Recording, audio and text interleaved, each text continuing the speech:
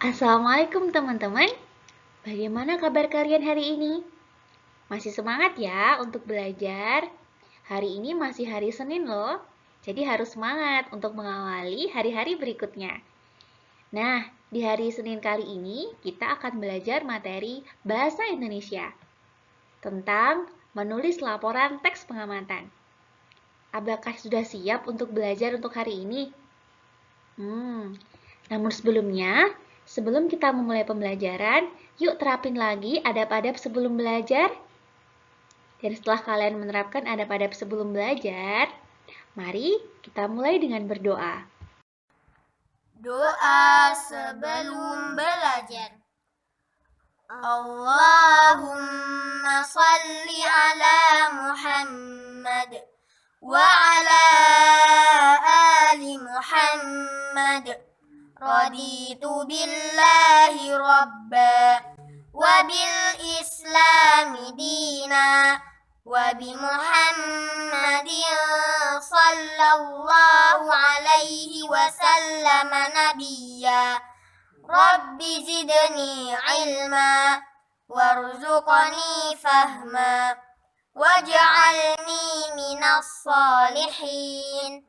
Allahumma hdini li ahsanil akhlaq la yahdi li ahsaniha illa anta wasrif anni sayyi'aha la yasrifu sayyi'aha illa anta. Allahumma inni as'aluka ilman nafi'a wa rizqan thayyiba wa amalan mutaqabbala. Amin ya rabbal alamin. Teman-teman, berbicara tentang laporan pengamatan, sebenarnya apa sih yang dimaksud dengan teks laporan pengamatan? Ada yang tahu? Tidak tahu? Oke teman-teman, mari kita cari tahu sekarang. Tonton videonya, jangan sampai skip ya.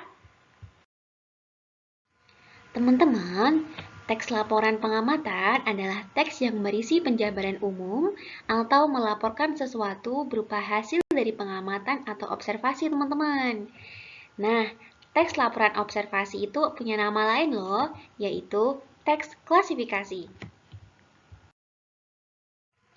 Teman-teman, tahukah kalian apa sih fungsi teks laporan itu?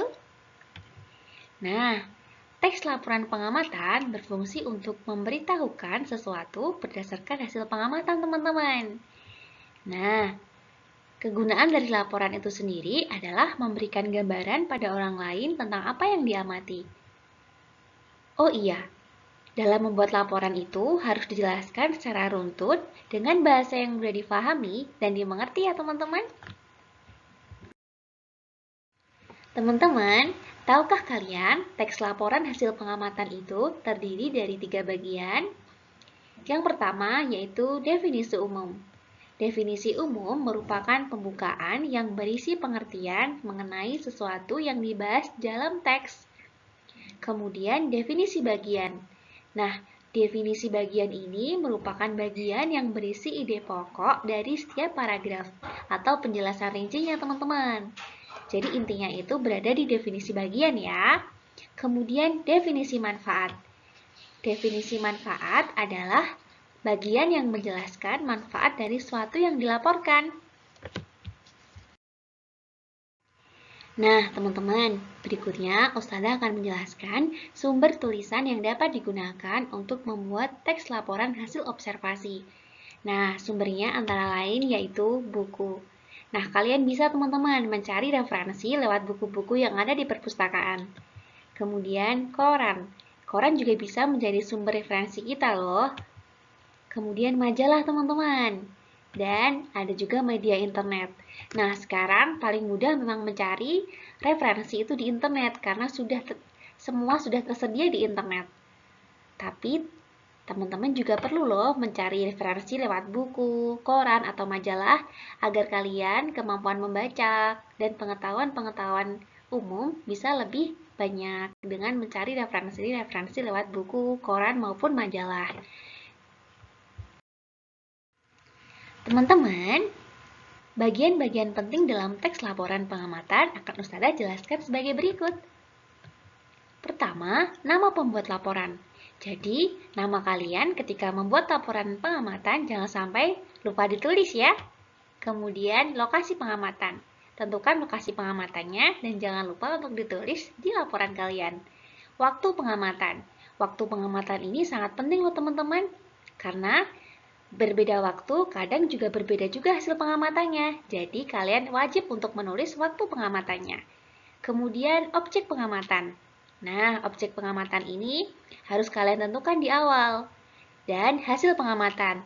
Hasil pengamatan ini sangat penting teman-teman. Jadi, seperti yang Ustazah jelaskan pada slide sebelumnya, dalam menulis hasil pengamatan, tulislah hasil pengamatannya secara runtut, bahasa yang mudah difahami, kemudian tulis secara rapi ya.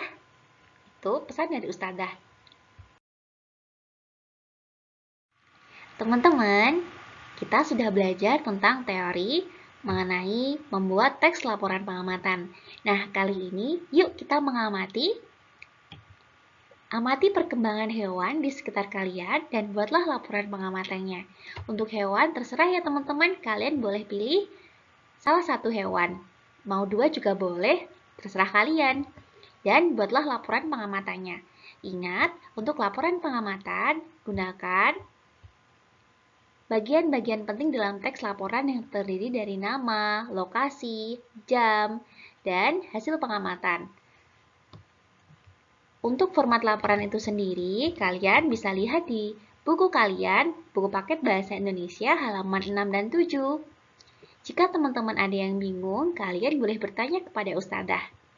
Oke, untuk materi hari ini rasanya cukup. Mari kita akhiri pembelajaran hari ini dengan berdoa. Doa sesudah belajar. Allahumma salli ala Muhammad wa ala ali Muhammad.